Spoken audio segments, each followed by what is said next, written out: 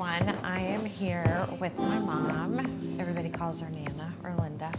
And we are here at J. Morris Flowers, and we're getting ready to interview with her, and she's going to teach us how to make a flower arrangement for your spring centerpieces. So come on in and let's take a look and join us.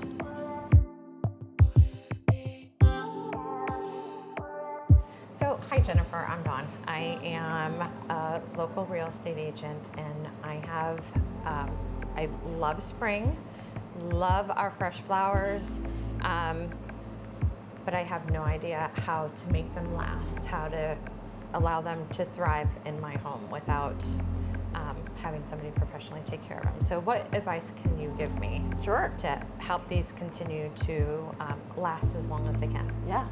You are definitely not alone, Dawn. And by the way, welcome. Thank you. To J. Morris Flowers.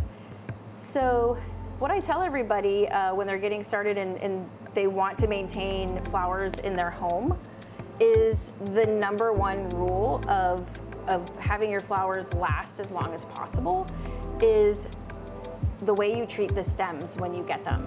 Okay. So, you know, everybody knows you go to Costco, you go to Trader Joe's, you're going to bring home that bundle of flowers to your house. And the first thing I find that everybody does is take them into their kitchen and take the dullest pair of kitchen scissors out of their drawer and start trying to cut at those flowers, because they're hard to cut, right? Right.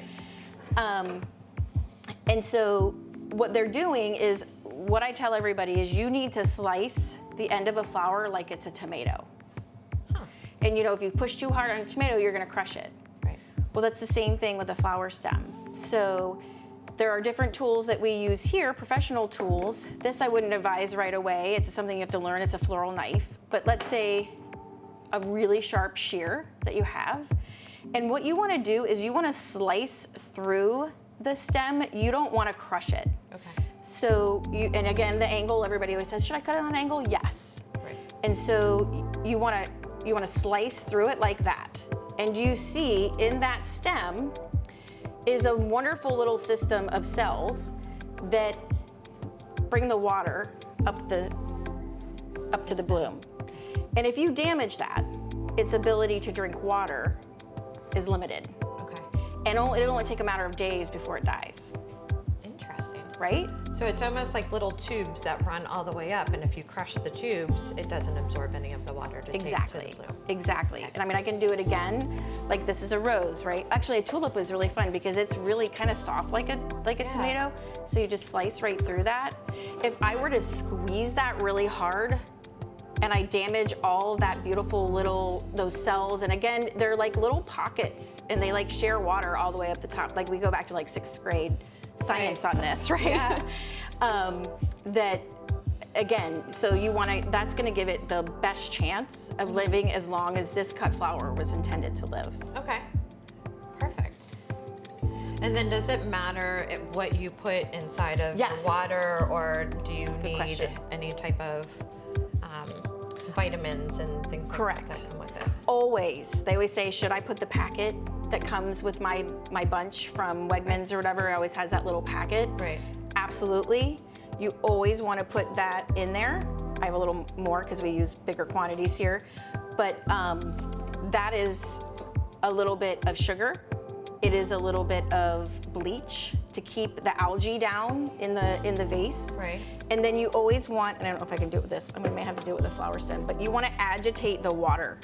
So do you see that it all sat at the bottom? Right.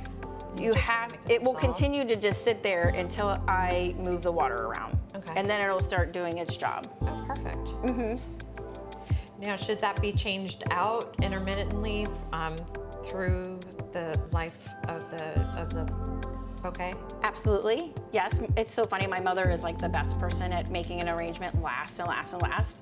And it's true, like we're looking at this whole group of flowers, right? And some are gonna die before others. There's just nothing you can do about that.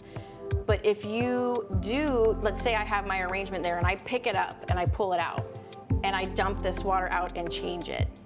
Yes, that's step number one, is that I wanna keep algae, which is automatically being produced, ethanol gas, from all of these flower stems. So first thing I want to do is like fresh water. If you had more preservative, absolutely. Okay. If not, fresh water's fine. But the other thing then is to go back. And I don't know if you've ever like looked at a flower bunch in the grocery store and be like, wow, you know that they're old when they're either turning brown at the bottom Right. or they're slimy because they are old. And that system that is bringing the water up is just getting tired. Right. And it's ready to pitch, it's ready to throw, it's time to throw them away. So go back, take your bunch, and this is when, let's say I had my arrangement in here, I pull it out, go ahead and snip each one again. Okay. What you're doing is you're giving it a new place to breathe from. You're taking that old, tired part, and you're taking a fresher part and letting it start drinking water from there. Interesting. Okay. And so it'll extend the life of your flowers.